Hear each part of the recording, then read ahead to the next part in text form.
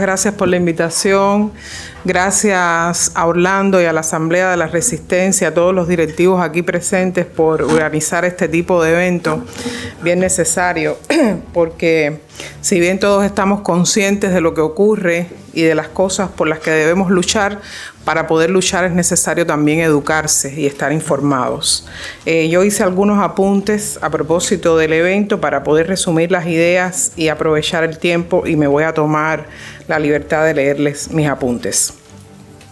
Diciembre de 1991 es la fecha que oficialmente pasó a la historia como el momento en que se disolvió lo que conocimos como la Unión de Repúblicas Socialistas Soviéticas, un conglomerado de naciones que tras la llamada Revolución de 1917 fueron sometidas por el Partido Bolchevique bajo la idea marxista de dictadura del proletariado.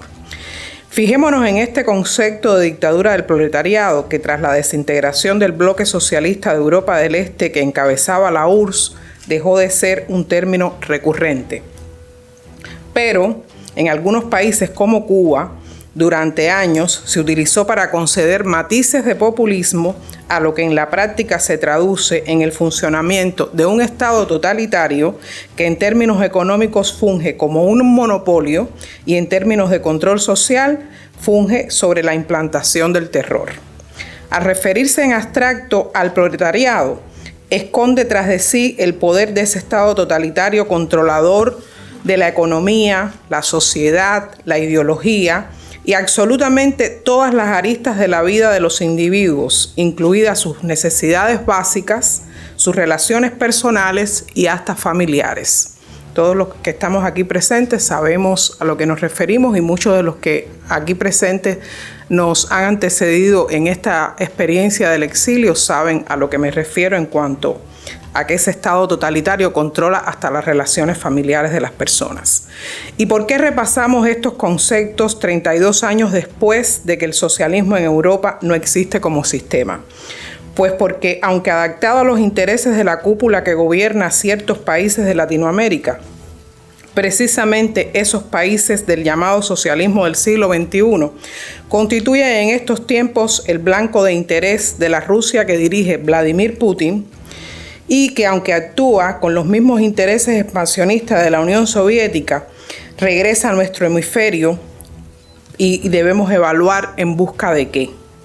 Una Rusia desgastada por la guerra de ocupación que ese país sostiene contra Ucrania no puede, a cambio de lealtad, como lo hacía anteriormente la Unión Soviética, ofrecer ningún tipo de respaldo económico como el que en tiempos de la URSS le daba al régimen de La Habana y le permitió mantener a Cuba como una neocolonia y terreno de desafío y confrontación permanente contra Estados Unidos. Recordemos que el emplazamiento de misiles soviéticos en Cuba a principios de los años 60 del siglo pasado colocó al mundo al borde de una guerra mundial. Tampoco la Rusia de hoy es la que, siendo la Unión Soviética, a través de la labor de sus servicios de inteligencia con la KGB, consiguió desestabilizar países en África después de haber vivido un proceso de descolonización a los que Cuba envió sus hijos a combatir y morir en guerras a donde sin saberlo participaron como mercenarios. Pues mientras eran reclutados con el pretexto de una ayuda internacionalista a países hermanos, entre comillas, el régimen cubano recibía a cambio cuantiosas retribuciones y subsidios ilimitados del Kremlin.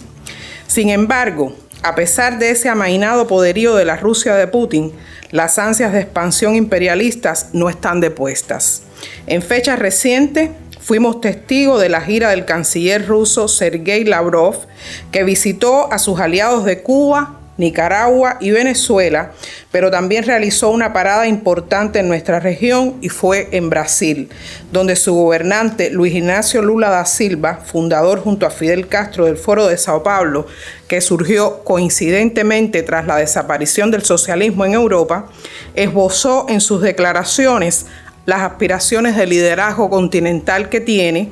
y en función de las cuales ha estado haciendo lobby con China para propiciar un supuesto acuerdo que consiga negociación para el fin de la guerra ruso-ucraniana, por supuesto, donde se pretende que exista un protagonismo de China. Y a propósito de China, debemos retomar dos importantes declaraciones de Lula a raíz de su visita a ese país. Recordemos que durante sus conversaciones allí, impugnó a Estados Unidos y lo señaló de estar fomentando la guerra en Ucrania, basado, como todos sabemos, entre otras cosas,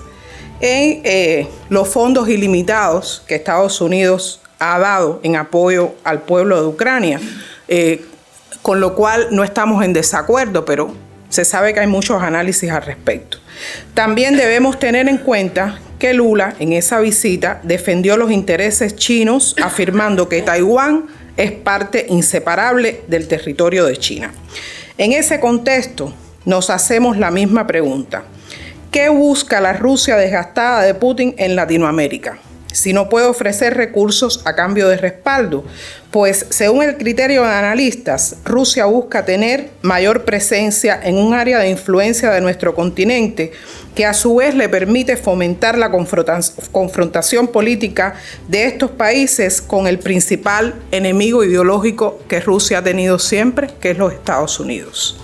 Podrían parecer hechos aislados la visita de Lula da Silva a China y la reciente gira del canciller ruso a Latinoamérica, pero si nos detenemos a pensar, no resulta difícil encontrar la relación. Que estrategas de política internacional, en función de asesorar a la Casa Blanca acerca de estas peligrosas coincidencias, lo estén haciendo, más que una exhortación, constituye una necesidad. Ojalá, y desde la oportunidad que permiten foros como este tipo de análisis sea tenido en cuenta. Gracias.